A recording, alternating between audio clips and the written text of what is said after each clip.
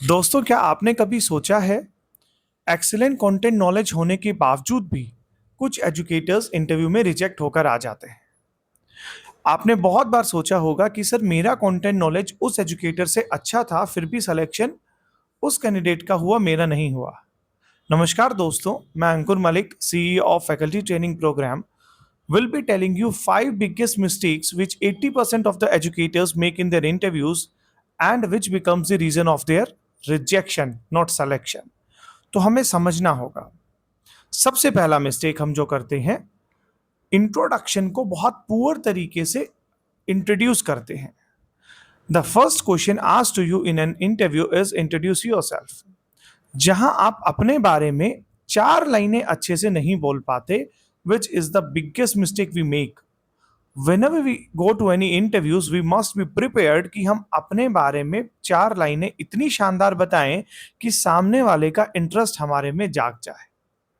पर हम उसका विपरीत, in opposite to that we give 3 lines. Sir my name is this, I am this, मैंने यहां से ग्रेजुएशन किया, ये हुआ, बस।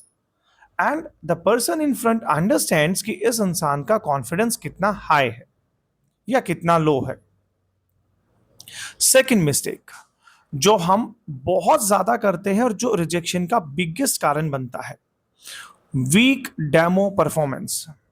We hardly prepare specially for the demos जो हम किसी भी इंस्टीट्यूट या ब्रांड में देने चाहते हैं, और हम अनप्रिपेयर्ड डेमो दे देते हैं। 90% इंटरव्यूज में आपको बोला जाता है कि आप अपनी पसंद के किसी भी एक टॉपिक पर डेमो दीजिए, और हम अपने पसंद के टॉपिक पर डेमो नहीं दे पाते और साथ में उसके पूछे जाने वाले क्वेश्चंस को डिफेंड नहीं कर पाते। अब चूंकि हम अपने ही दिए हुए टॉपिक में फंस जा रहे हैं, अपने ही दिए हुए टॉपिक में आंसर नहीं कर पा रहे हैं, तो हम एक पुअर कैंडिडेट बन जाते हैं, एक्स्ट्रा ऑर्डिनरी सब्जेक्ट नॉलेज होने के बावजूद भी। देखिए, मेरी बातों से आप सब रिलेट करेंगे, जीवन में आपके साथ ये कभी ना कभी जरूर हुआ होगा। तीसरा मिस्टेक जो हम करते हैं, हम ऑर्गेनाइजेशन के बारे में रिसर्च करके नहीं जाते। We never research about the organisation जिसके लिए हम इंटरव्यू में अपीयर हो रहे हैं। इसका मतलब क्या हुआ? मतलब हमें पता ही नहीं है सामने वाला हमारा इंटरव्यू किस रोल के लिए कर रहा है, किस क्लास को पढ़ाने के लिए कर रहा है, और वो ऑर्गेनाइजेशन करती क्या है, कौन से सब्जेक्ट्स पढ़ाती है, कौन से एग्जाम्स पढ़ाती है। मतलब there must be a basic research done for organisation before you go for the interviews.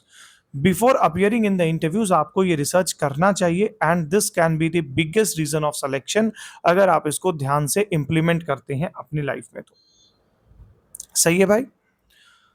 Fourth reason which becomes the reason of rejection on selection is lack of confidence। हमें confidence ही नहीं होता है अपने deliver किए हुए content पे या अपनी बोली हुई बातों पे। ना हम आई कांटेक्ट मेंटेन करते हैं, ना हम अपने कंटेंट के बारे में ज्यादा बताते हैं, ना हम अपने बारे में ज्यादा बताते हैं, तो सामने वाले को एक इनकॉन्फिडेंट पर्सनैलिटी दिखता है, and this becomes the reason of rejection. तो whenever you are going for the interviews, be very very very strong, be very very very confident। जब तक कॉन्फिडेंस आपकी आंखों में, आपकी बातों में, आपके कंटेंट में नहीं झलकेगा, आप इंटरव्यूज क्लियर नहीं कर पाएंगे।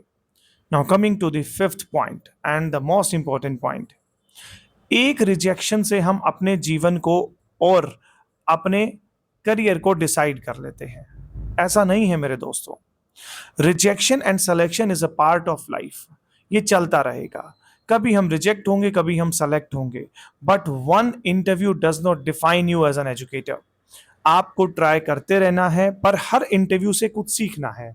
हमारी आज की इस वीडियो से आपने बहुत कुछ सीखा, आप आगे की वीडियो से भी सीखेंगे और हर इंटरव्यू से भी सीखेंगे, और इस प्रकार आप आने वाले समय में एक बहुत ही बेहतरीन एजुकेटर बन जाएंगे।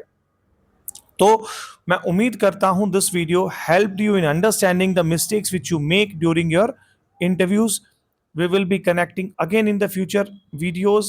I request all of you to join me in this mission of creating finest educators of India, जहां मैं आप सबकी छोटी छोटी कमियों को पकड़ के दूर करने वाला हूं। So this is it for this video guys. See you in the next video. Thank you so much.